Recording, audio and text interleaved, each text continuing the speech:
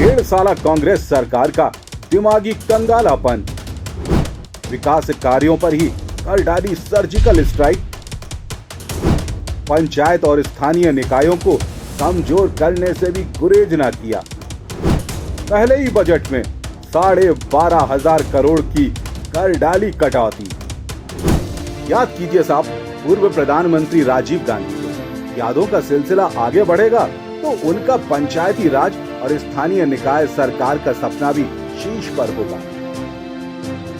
लेकिन विडंबना, राजीव के दिखाए गए मार्ग पर चलने का दावा करने वाली कमलनाथ सरकार ने सत्ता में आते ही अपने नेता के सपनों को ही दफन कर दिया। सुनकर आश्चर्य होगा, झटका भी लगेगा, लेकिन नियंत्रक महालेखा परीक्षक के प्रतिवेदन से झांकता सच कमलनाथ सरकार की कथनी और करनी की पोल खोल कर रख देता है। बजट में कमी या बढ़ोतरी बहुत संभव है, लेकिन एक साल में 12,676 करोड़ की कटौती सिर्फ एक आंकड़ा नहीं है, बल्कि सियासी सोच के चलते पंचायती राज को कमजोर करने की एक कड़ी। निकायों के माध्यम से जो विकास कार्य होने थे वो राशि अभाव के चलते दम तोड़ गए। ये वही कांग्रेस है जो कभी पंचायती राज और नगरीय निकायों की सरकारें स्थापित करने के लिए संविधान में किए गए 73वें और 74वें संशोधन को अपनी सबसे बड़ी उपलब्धि मानती रही। पंचायत राज संस्थाएं ग्रामीण अधोसंरचना के विकास के साथ गांव में मूलभूत सुविधा उपलब्ध कराने का महत्वपूर्ण कार्य करती हैं। लेकिन सियासी सोच ही थी कि 15 साल बाद सरकार में आई कांग्रेस ने पंचायत राज संस्थाओं को भी सियासी चश्मे से देखा। साल 2019 में जो पंचायत राज और नगरीय संस्थाएं कार्यरत थीं, उनके चुनाव 2014-15 में हुए थे। इसलिए उन जनप्रतिनिधियों को पुरानी सरकार से जोड़कर देखा गया। शायद यही उन संस्थाओं की बजट कटौती का प्रमुख कारण बना। विधानसभा में पेश किए गए 31 मार्च 2020 को समाप्त हुए वर्ष के लिए नियंत्रक महालेखा परीक्षक के प्रतिवेदन में पंचायतों और नगरीय निकायों के बजट में कटौती प्रकाश में आई।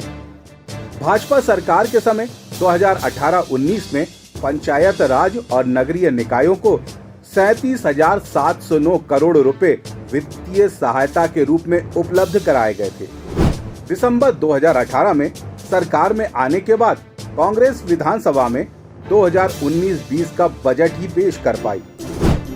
इसी वर्ष के बजट के लेखा प्रतिवेदन में महालेखाकार द्वारा बताया गया कि इस वर्ष पंचायत राज और नगरीय निकायों को 25,000 करोड़ रुपए की सहायता उपलब्ध कराई गई है, जो कि साल 2018-19 की तुलना में 12,676 करोड़ कम है। एक नजर मारिएगा कि किस बजट में कितनी कमी की गई। उच्च माध्यमिक विद्यालय एवं उच्चतर माध्यमिक विद्यालय में 260.94 करोड़, इंदिरा आवास योजना में 795.06 करोड़, प्राथमिक विद्यालय में 766.79 करोड़, माध्यमिक विद्यालय में 428.45 करोड़, अध्यापक संवर्ग के वेतन के लिए अनुदान में 5,187.55 करोड़, सभी के लिए आवास में 3,444.60 करोड़, शहरी परिवर्तन एवं पुनर्जीवन के लिए अटल मिशन में 957.75 करोड़। मध्य प्रदेश में शिक्षा की स्थिति को सुधारने की जहां आवश्यकता है, वहां शिक्षा अनुदान में इस तरह की कटौती शिक्षा व्यवस्था को कितना प्रभावित करेगी, ये समझा जा सकता है। अध्यापकों को वेतन के लिए भी सरकार ने पूरा पैसा ना देकर उसमें भी कटौती कर दी। इसके साथ ही इंदिरा आवास योजना के अंतर्गत बनने वाले आवासों की राशि में इस कटौती का सरकार के पास क्या जवाब संभव है? पंचायतों और नगरीय निकायों के प्रति इस तरह का नकारात्मक रवैया कोई सरकार कैसे अपना सकती है? पंचायतों और नगरीय निकायों के 3 सालों से चुनाव नहीं हो रहे। पुराने जनप्रतिनिधि कार्य का संचालन कर रहे हैं।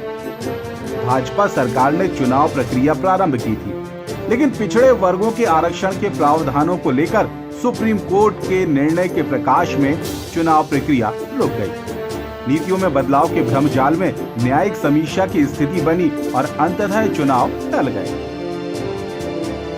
मध्य प्रदेश में 51 जिला पंचायतों, 313 जनपद पंचायतों एवं 22,811 ग्राम पंचायतों में 3,50,000 निर्वाचित प्रतिनिधि हैं। भले ही नए चुनाव नहीं हुए, लेकिन अभी इन्हीं प्रतिनिधियों के नियंत्रण में ये संस्थाएं अपना कामकाज कर रही हैं। इस बार भाजपा सरकार बजट पेश करेगी। पंचायतों और नगरीय निकायों को क्या हासिल होता है, ये तो साफ भविष्य के गर्भ में है। लेकिन कांग्रेस के सिर्फ एक फैसले के चलते कोई शक नहीं कि प्रदेश की प्रगति, विकास की राह में अवरोध उत्पन्न तो हुआ है।